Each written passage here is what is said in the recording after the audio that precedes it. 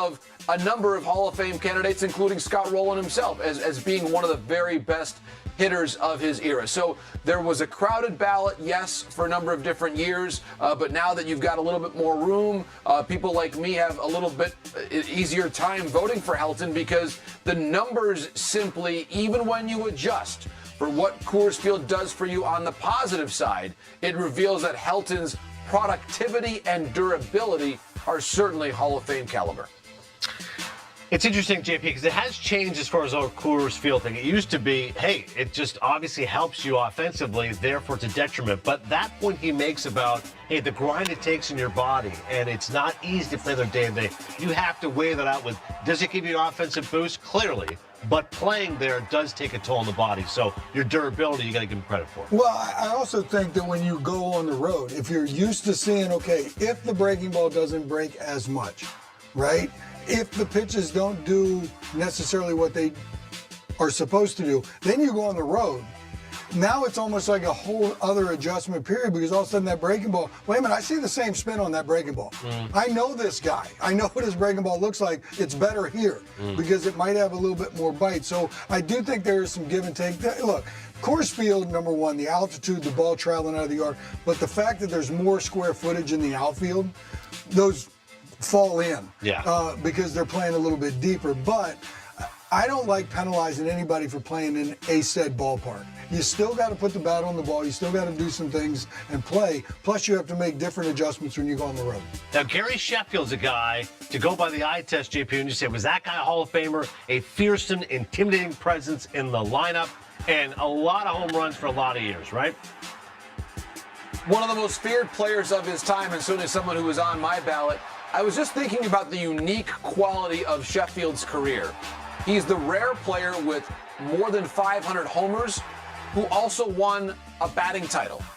He made 9 different All-Star teams. He was a significant player for a number of iconic franchises in this sport. He won a World Series with the Marlins. He played for the Yankees and the Braves and the Dodgers and the Tigers on some pretty significant teams there. So for me, he checks a lot of boxes. Now, obviously, there have been questions about what we learned in the Game of Shadows and to where Sheff acknowledged that there was a cream that he had obtained for Balco that he used that he was not aware. He said that it was a performance-enhancing substance. I think that's certainly part of the context of his career. For me, I've never had an issue voting for him in light of that. He was never suspended. That's an important distinction here. And as he said to a grand jury, he did not take a substance that he believed was performance-enhancing. That's what he said under oath. So for me, Sheff, you take what he has said publicly, the overall context of his career, all that he achieved, the 500 home runs. To me, he was also one of the iconic players of his time. The bat waggle at home plate. He was a Hall of Fame personality in addition to being a Hall of Fame player. And so I have consistently voted for Sheff. I did so again this year, and I had no issues in doing so. I look at what he did over time, the Padre years, the Marlins years, even the Brewers years at the very beginning. This is a Hall of Fame story, full stop. He would also give, Adnan and Billy, one of the more interesting speeches we've ever heard in Cooperstown. Hey, JP, can I get to your ballot, just overall philosophy that you have, because I saw 10 boxes checked on your ballot. Do you always do 10 as an option, or do you truly believe the 10 that you check are Hall of Famers?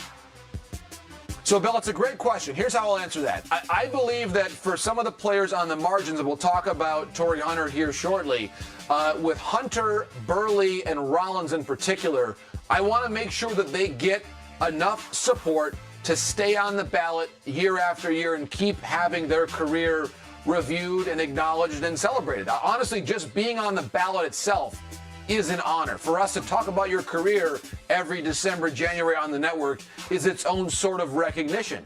And so I want Burley and the consistency that he brought to be on the ballot. For example, you think about pitching right now. How many times we see pitchers falling short of 200 innings consistently in their careers, that they never get to that threshold. Burley did it every single year.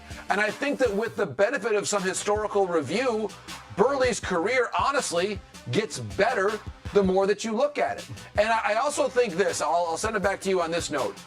We, as people who care about the Hall of Fame, and I've got the privilege to go there multiple times a year covering events for the network, it is something that is a unique institution in our country.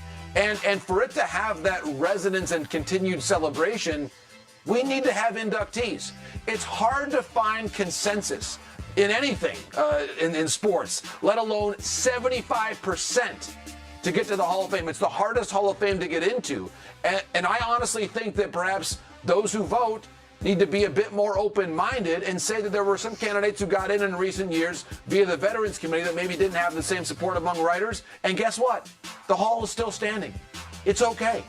And I think that having that recognition and celebration for more people and more players in the game is honestly a good thing. It's good for the Hall. It's good for baseball.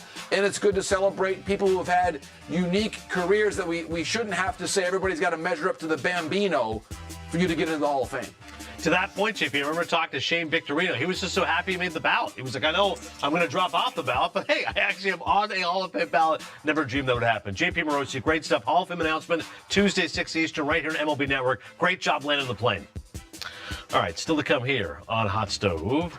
We're going to turn our attention a little more Hall of Fame talk. You mentioned Torrey Hunter. Interview he did with Torrey Hunter. Oh, that's classic. Hysterical. I mean, he crushed it, too, by the way, Keith. We have a complicated history, guys, but that's not going to prevent me from presenting an unbiased case. So I'll lay things out for Torrey Hunter for you here, and we'll start at the obvious spot. That's his defense. How about Gold Gloves among outfielders? And you take a look at the guys he's looking up at on this list.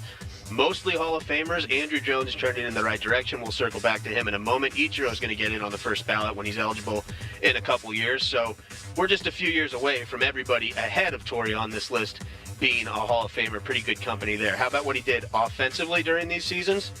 These are his 162 game averages during that run of 9 straight Gold Gloves. Now, he went with 162 because he had a couple seasons he was nicked up, missed a handful of games, but in the other 7 seasons, he was over 600 plate appearances every year. So it's not like he had real durability issues, just some acute injuries that he had to deal with in that time span. Maybe not Hall of Fame offensive production, but you pair it with the defense, it's certainly nothing to scoff at. Close to 30 homers and 100 RBIs on a per 162 basis. Now, how about the combination of power and speed? Standard disclaimer with boards like this, I've said it a couple times throughout these segments, when you set it up like this, by definition, the player you're focusing on is going to be the lowest on the list because they're his minimums, but still. Willie Mays and Carlos Beltran. We think Beltran's going to get in. Mays, obviously, an inner circle guy. Pretty good company, again, for Torrey in center field. And I mentioned Jones earlier. How about how he stacks up offensively with Jones? They got there in different ways, obviously. Andrew Jones better at his peak, his production all condensed in his 20s. Torrey more consistent into his 30s. But you look at the bottom line numbers. Yeah, Jones does have a pretty healthy advantage in home runs, but the rest of those numbers are pretty close and certainly a lot closer than the way they're tracking right now in the Hall of Fame tracker for this year's ballot. And the biggest thing in this conversation, guys, I'm not saying this is a reason to put him in, but a big talking point around this position is the guys that kind of played in the shadow of Griffey. You look at guys that came up in the 80s and 90s and played center field. Only 2 of them are in the Hall of Fame right now, Kirby Puckett and Ken Griffey Jr. In fact, you look at the 21 Hall of Famers that played center field.